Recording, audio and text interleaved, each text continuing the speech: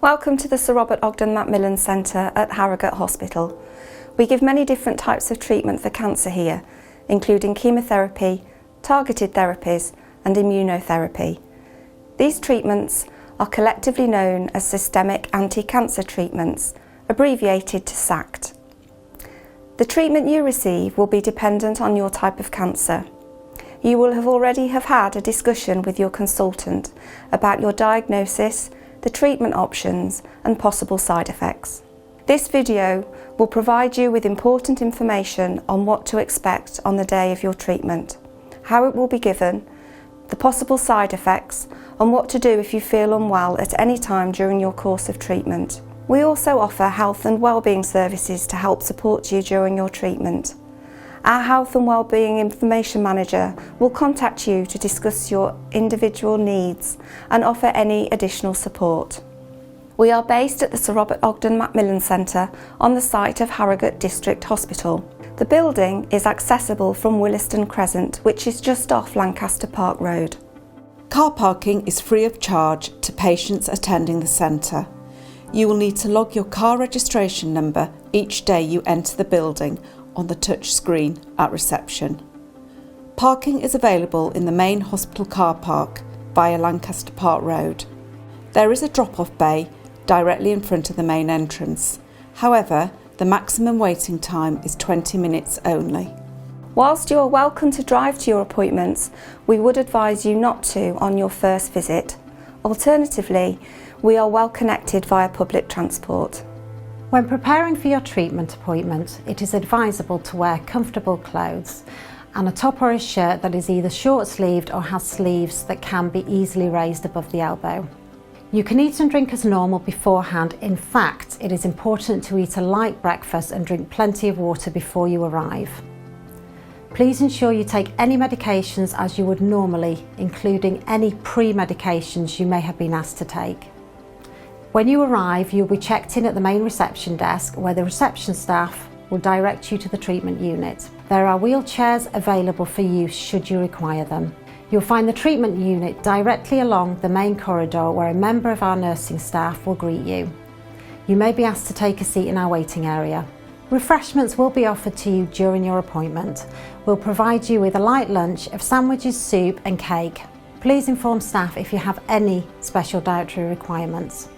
To reduce the risk of infection, we advise that visitors do not accompany you during your treatment. However, exceptional circumstances will be considered. Please discuss this with your nurse in charge when you attend for your treatment. Free Wi-Fi is available to you throughout the building and you are welcome to bring in your mobile phones or tablet to use during your treatment. You are also welcome to bring books and magazines with you, as we are unable to provide these.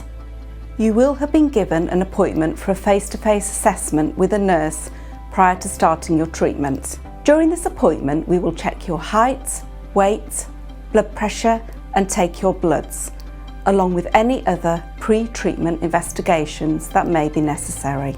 Please ensure you've watched this video prior to this appointment, as it's a good opportunity for us to answer any questions you may have. At the pre-assessment appointment, you'll be given a wallet containing some important information. This will include our 24-hour helpline card, including who to contact if you become unwell at home, advice on how to reduce your risk of infection, a guide to our wellbeing and supportive services, preventing blood clot information, blood room opening times, written information about the treatment you'll be receiving, and a free car parking pass. SACT can be given in various ways, including by tablet, injection or via a drip. If you're receiving your treatment via a drip, the nurse will insert a cannula, a short thin tube, into a vein in your hand or forearm. In some circumstances, you may be offered a PICC line, which is a long, thin, hollow, flexible tube inserted into one of the large veins in the upper arm. Your consultant or nurse will discuss this with you if necessary.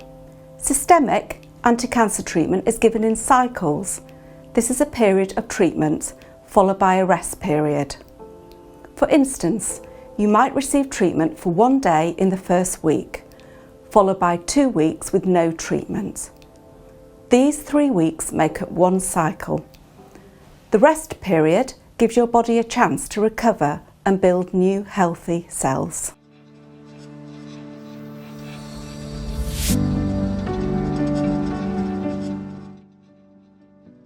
Hello, my name is Jay.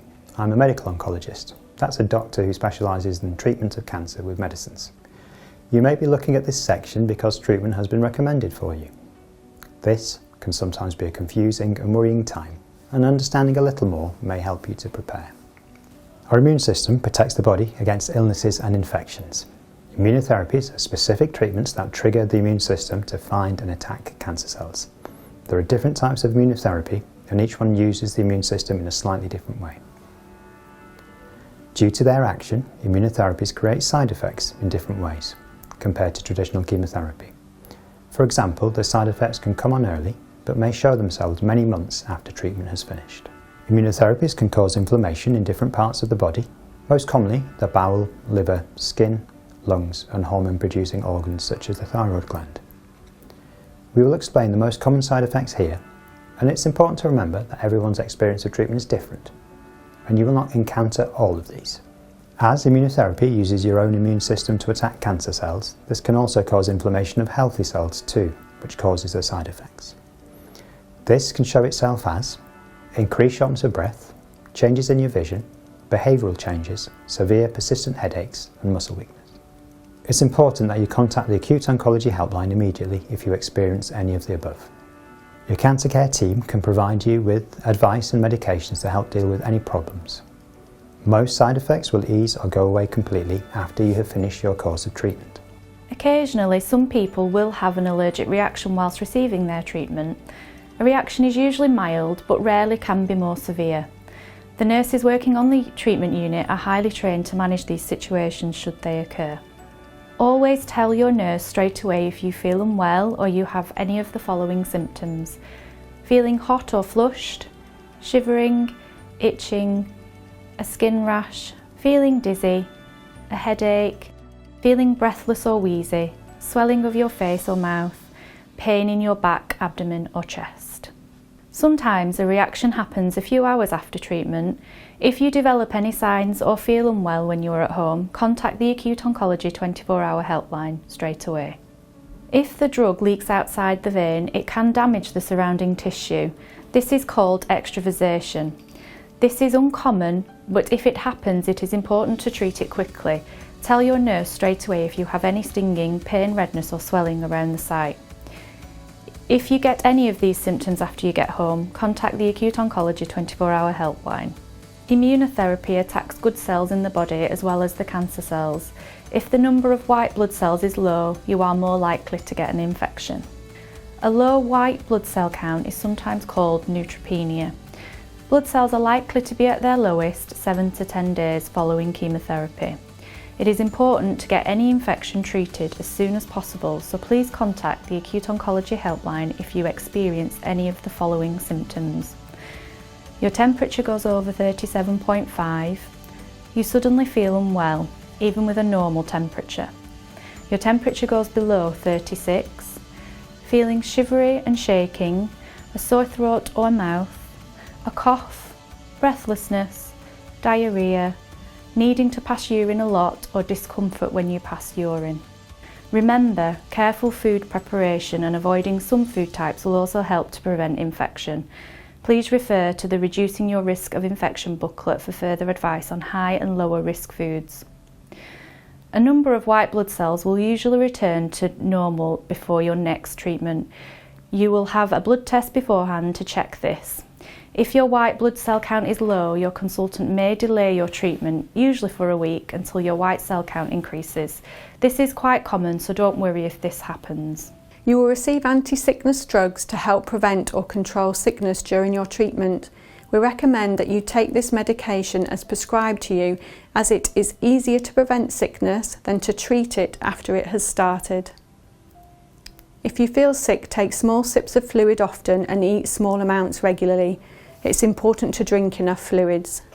If you continue to feel sick or are sick, contact the Acute Oncology 24-hour helpline as soon as possible. The nurse will give you advice and may change the anti-sickness drug to one that works better for you. It is normal to experience a loss of appetite or taste changes when receiving cancer treatment.